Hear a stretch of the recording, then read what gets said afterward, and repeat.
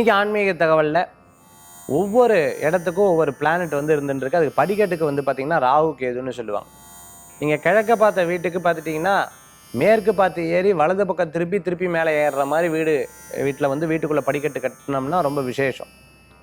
அதே மாதிரி வடக்க பார்த்த வீட்டுக்கு பார்த்திங்கன்னா நேராக தெற்க பார்த்து மேலே ஏறி அதுக்கப்புறம் மேலே ஏறி போகிறது, வலது பக்கம் திரும்பி மேலே ஏறி போகிறது ரொம்ப விசேஷமான பலன்களை கொடுக்கக்கூடியதாக இருக்கும்.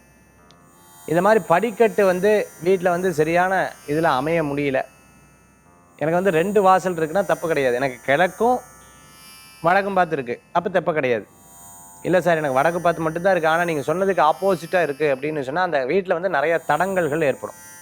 நிறைய தடங்கல்கள் ஏற்படுறதுக்கு இது வாஸ்து ரீதியான இந்த குறைபாடு இருக்குது. இதுக்கு என்ன பண்ணணும் சார்? கட்டியாச்சு, வேறு வழி கிடையாது.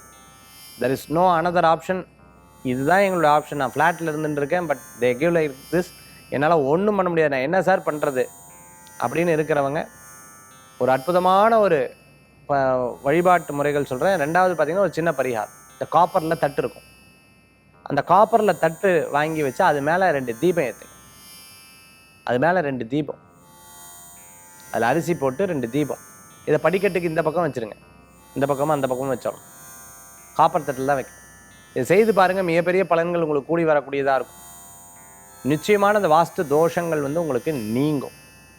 சரி, எங்கள் வீட்லேயே அந்த தட்டுக்கு வாங்கலாமா? இல்லை, சின்ன தட்டாக புதுசாக வாங்கிக்கோம். நல்ல அற்புதமான பலன்களை கொடுக்கக்கூடியதாக இருக்கும். தீபம் வந்து மண் சுட்டி தீபம் வச்சுக்கிறது ரொம்ப நல்ல பலன்கள். இல்லை காப்பர்லேயே சின்ன விளக்கு இருந்தாலும் அது வாங்கிக்கலாம்.